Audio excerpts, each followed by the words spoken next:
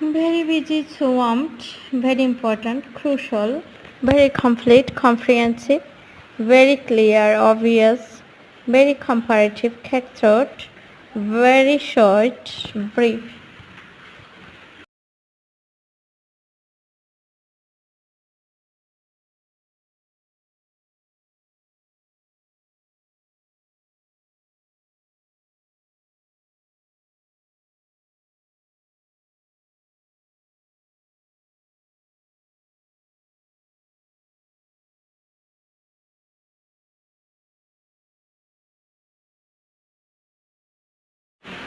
Very শব্দ বলতে আমরা সাধারণত মারাত্মক কোনো কিছু বা খুব বেশি গুরুত্বপূর্ণ কোনো কিছু জোর দিতে ব্যবহার করি।